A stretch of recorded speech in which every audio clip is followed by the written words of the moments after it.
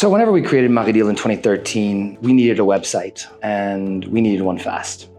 And what we did is we took a out-of-the-box white label website and started using it. And again, it worked. I mean, within a few weeks, we had started making sales, and within a few months, we were profitable. But again, over the long time, that shortcut of getting just something out of the box that was easy to get live became a hindrance to us. And that's what we call kind of a legacy system. Legacy systems are traps, where you continue to build on top of it and on top of it, but at the end of the day, you own none of it. In 2026, where over $5 to $6 billion are going to be spent on digital transformation alone in the travel industry, we knew we had to create something that was our IP. If we controlled it, then it was no longer a black box.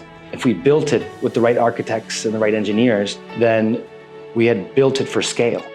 Instead of choosing just a simple patch, which again, would have kept the problem the same, right? The systems would have been unstable. The website would have continued to malfunction. And ultimately, we probably would have had another episode like 2022 all over again.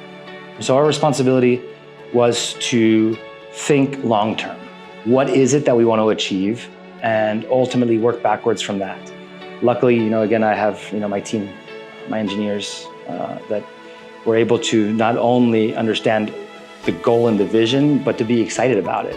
And I think that excitement unlocked all kinds of other items that were potential that I hadn't even thought of. It did require time, it did require investment, and it did require patience, but we believed it was the right decision for the long term.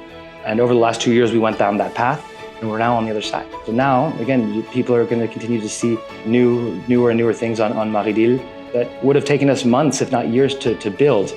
That would have broken other things if we had maintained on the legacy system, where today we were able to push these changes out fast. So that cost of change was high, but it was required. And again, we were lucky to have investors and board members and the team that shared that vision with us, and that was lucky for us.